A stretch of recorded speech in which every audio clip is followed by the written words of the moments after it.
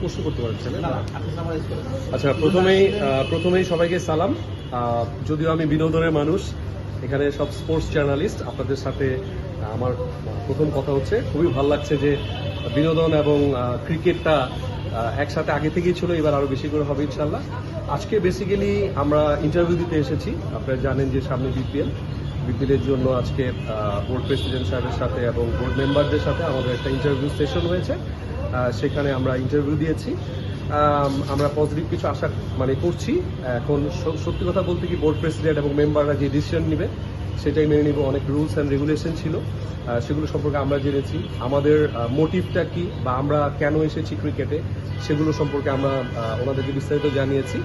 তো সবকিছু মিলে একটা ভেরি গুড ইন্টারভিউ হয়েছে। আমরা তো আশাবাদী করতে পারি, বাট আমরা এখন বিসিবির উপর আসলে ওয়েট করছি, তাদের ডিসিশনের উপর। ওনারা যে ডিসিশন নেয় সেইভাবে আমরা আগাবো আসলে। আচ্ছা, থ্যাংক ইউ সো মাচ। আমরা এসেছি রিমার্ক হারলান থেকে এসেছি। হারলানের পক্ষ থেকে বিপিএল আমরা একটা টিমের জন্য আমরা ওনাদেরকে অনুরোধ করেছি যে আমরা টিম নিতে চাই, এবং এই টিমটার কিন্তু সর্বসাকুল্যে আছে আমাদের মেগাস্টার শাকিব খান। শাকিব ভাই এখন ইউএসএতে আছে, ওনার একটা নতুন ছবির উনি ট্রেনিং নিচ্ছেন। তো আমিও যেহেতু হারলেনের এক্সিকিউটিভ ডিরেক্টর, তো হারলেনের পক্ষ থেকে আমি এসেছি। শাকিব ভাই হোপফুলি খুব শীঘ্রই বিসিবি যেটা জানাবে, যে ডিসিশনটা, সেটার পরে হয়তো আমরা সবাই আবার একসাথে আসবো। বাট পুরো টিমের যে বিষয় আশয়গুলো আছে, আমরা যদি ওনারও বলি, সবকিছু মিলে এটা রিপ্রেজেন্ট করবে শাকিব খান। ওনাকে যথাযথ সাপোর্ট দেওয়ার জন্য আমি আছি, আর অনেকেই আছে, আমার ভাই আছে, আমরা সবাই মিলেই আমরা একসাথেই কাজ করবো আসলে। বাট সবকিছু শাকিব ভাই দেখবেন।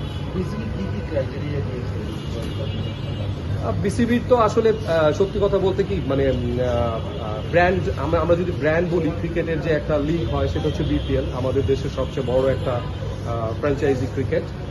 আইপিএল এর পরে যদি বলি, আমরা তো ওনাদের সাথে কথা বলে আমরা এত হ্যাপি হয়েছি। ওনাদের যে চিন্তা চেতনা, আমি আমার জীবনের প্রথম কোনো ক্রিকেট বোর্ড প্রেসিডেন্টের সাথে কথা বললাম, বোর্ড ডিরেক্টরদের সাথে কথা বললাম। আমি অভিনয়ের মানুষ, বাট ওনাদের বিহেভিয়ার বলেন, ওনাদের ওয়ে অফ টকিং বলেন, সবকিছু মিলে আমি সো ইমপ্রেসড।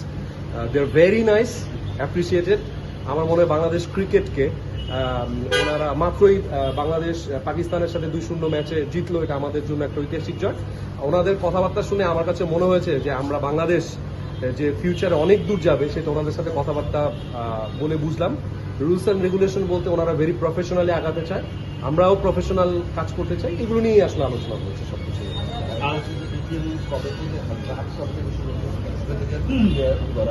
আসলে আজকে তো শুধু ইন্টারভিউ সেশন ছিল, তো আজকে তো এত ডিটেল আমরা আসলে জানি না। এটা বিপিএল থেকে ওনারাই হয়তো জানাবেন যে কবে ড্রাফট হবে, হয়তো ওনাদের মাধ্যমে জানতে পারবে। আমরা এত ডিটেইল জানি না আসলে সবকিছু। ইমন ভাই, আমরা জানি যে আসলে শাকিব খান এবং সাকিব আল হাসান দুজনেই আসলে হারলানের পার্ট, একজন ব্র্যান্ড অ্যাম্বাসেডার, একজন ওনার। সেক্ষেত্রে বিপিএল এর টিমেও কি আমরা দুই সাকিব খানকে দেখবো কিনা, দুই সাকিবকে? আমি আসলে এইটুকু বলতে পারি, সাকিব ভাই আমার বড় ভাই, সাকিব ভাই আর আমাকে দেখবেন।